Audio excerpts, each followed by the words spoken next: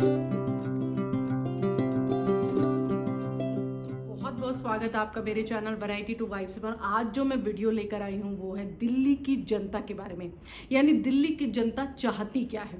अभी फिलहाल में 2025 विधानसभा दिल्ली के जो है इलेक्शंस हुए और वहाँ पर जो है वो बीजेपी पार्टी ने जीत हासिल की।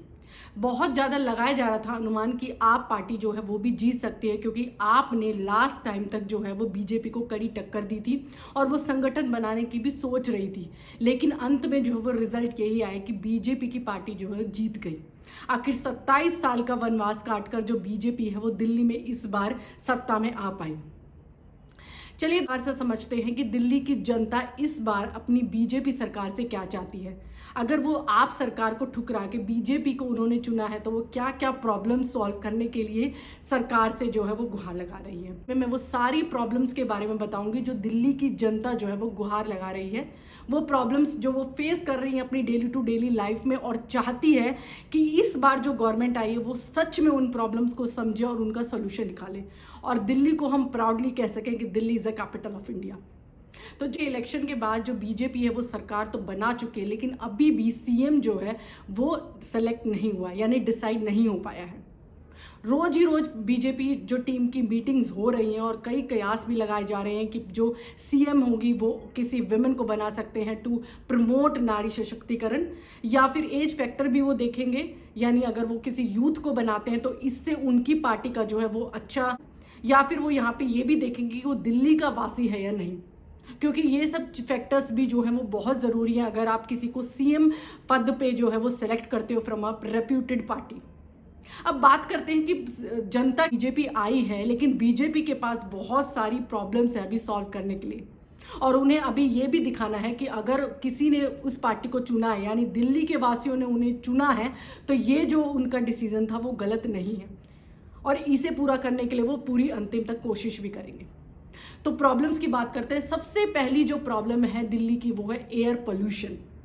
दिल्ली जो है फर्स्ट सिटी है, यानी कि सबसे टॉप मोस्ट सिटी है जो एयर पोल्यूशन की बात कर रहे हैं होल वर्ल्ड में। बात करें पहली ऐसी सिटी जिसमें इतना ज़्यादा एयर पोल्यूशन है वो दिल्ली ही है। अगर हम कंपैरिजन की बात करें तो दिल्ली का जो एयर पोल्यूशन है वो बेंगलुरु और मुंबई को अगर हम जोड़ देते हैं वो पोल्यूशन से भी ज़्यादा है। तो देखिए कि लोग वहाँ सांस कैसे ले रहे हैं। दिल्ली में बढ़ते पोल्यूशन से लोगों को इतने हेल्थ इश्यूज होने लगे हैं कि छोटे छोटे बच्चों को अस्पतालों में इमरजेंसी में भर्ती किया जा रहा है। उन्हें सांस लेने में या और इससे अन्य जो भी हेल्थ इश्यूज होते हैं उनका सामना करना पड़ रहा है। तो कहीं ना कहीं बीजेपी के लिए अभी एक ऐसी प्रॉब्लम सामने नजर आ रही है जो उनको रिजॉल्व करनी पड़ेगी, क्योंकि एयर पोल्यूशन के जो कारण है उनको कैसे मिटा सकते हैं। सबसे पहला तो कारण है इंडस्ट्रियल एमिशंस और व्हीकल एमिशन जो दिल्ली से ही आता है। दूसरा कारण है एयर पोल्यूशन दिल्ली में होने का, जो हरियाणा और पंजाब में राइस पैडी को जला के स्मोक आता है, वो दिल्ली की एयर कहीं ना कहीं एयर पोल्यूशन बनता है। और इस बार को ये देखना होगा कि इसके लिए कड़े कानून कैसे बनाएं, या तो कोई ऐसी पार्टी के गठन हो, कोई ऐसा डिपार्टमेंट बना सके जो बाहर से आने वाली इन चीज़ों के लिए एजेंसी बन सके और इन चीज़ों को रेगुलेट कर सके। तो मुझे लगता है सरकार को इस तरीके से कोई बॉडी के बारे में सोचना चाहिए जो रिप्रेजेंटेटिव बने इस एयर पोल्यूशन को खत्म करने के लिए। दूसरी प्रॉब्लम मुझे लगती है यमुना रिवर में जो इतना खराब हो रही है डे टू डे, यानी उसमें पॉइजन गैसेज आती हैं, फॉग बनता है, और उसका भी कारण है इंडस्ट्रियल एमिशन।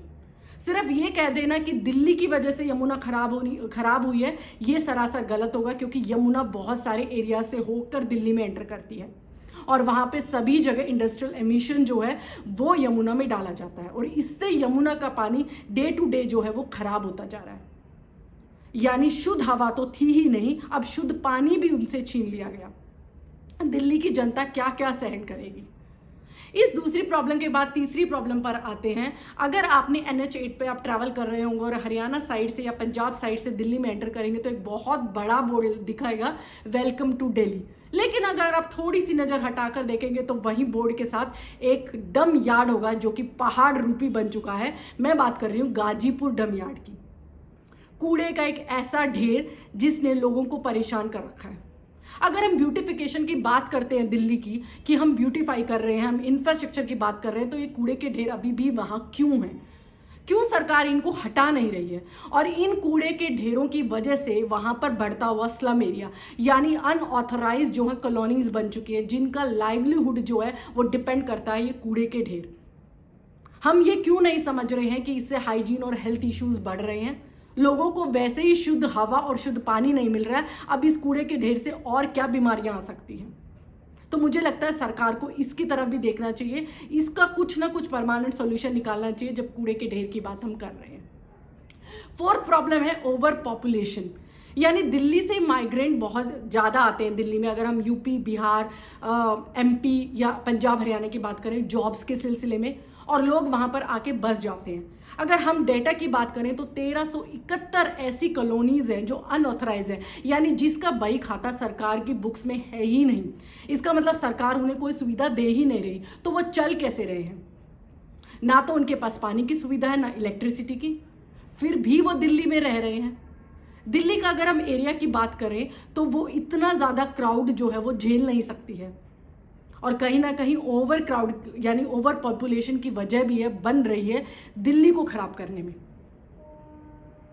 और जो पांचवी प्रॉब्लम और लास्ट प्रॉब्लम मुझे लगती है कि बहुत ज़्यादा, जो सरकार को ब्यूटिफिकेशन सरकार लगातार कर रही है दिल्ली में, लेकिन कुछ हिस्सों में ही। अगर हम G20 का डाटा भी निकालें या फिर आपने खुद अगर वहाँ पर देखा होगा तो एयरपोर्ट से, और अगर आप राष्ट्रीय भवन जा रहे हैं या फिर PM रेजिडेंट जा रहे हैं या जो भी पॉलिटिकल पार्टी वहाँ पे स्टे करती है सेंट्रल दिल्ली में, वहीं तक ही उन रूट्स को जो है ब्यूटीफाई किया गया था। क्यों? क्योंकि फॉरेन डेलीगेशंस जो है एयरपोर्ट से उतरते ही गाड़ियों में आएंगे और वही एरिया देखेंगे।